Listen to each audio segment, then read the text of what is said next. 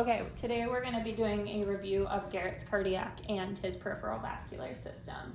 So I'm going to start by looking at an inspection of Garrett's chest area and the overall cardiac structures. So here we're just going to look for any, we can note any pulsations that we can see, any heaves or lifts at the point of maximal impulse.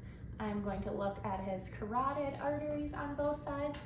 And then I'm going to look at that jugular vein, looking for any jugular vein distension.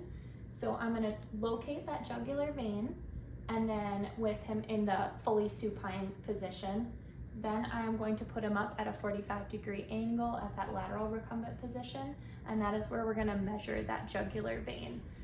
So I would have him come forward. No, you can stay, but I would have you come forward.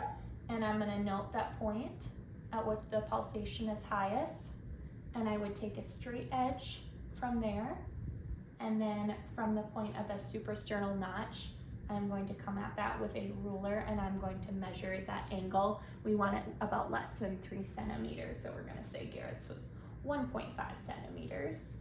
So that is inspection. Then we are going to do some palpation of our chest areas, our cardiac areas. So doing a palpation of the carotid on each side, feeling for any thrills, feeling for regularity. We are going to palpate all of our 5 cardiac areas. So starting with the aortic area, that second intercostal space, right sternal border, moving over to the pulmonic, that second intercostal space, left sternal border. We can look at the third pulmonic over on the third intercostal space. Then we can move down to that 4th intercostal space, and on the right sternal border we're going to feel that tricuspid area, and then moving down to that 5th intercostal space, left sternal border, mid sternal border, the midclavicular line, and that's where we're noting our apical pulse. That's where we're finding our mitral valve, our mitral area.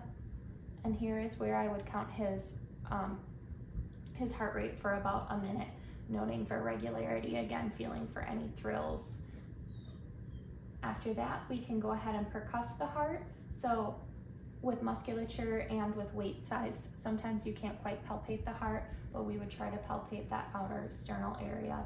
So going through and palpating it for size. We want to note any deviations, sometimes normal in pediatric patients, pregnant patients, off to that side on its axis. And then we'd also want to note that that apical pulse is about at that midclavicular line. If it's shifted over to the left, that could also mean a disease process. So then we are going to listen to those cardiac areas, the same 5 that I pointed out. Actually, sorry, I'm going to have you sit upright for this part.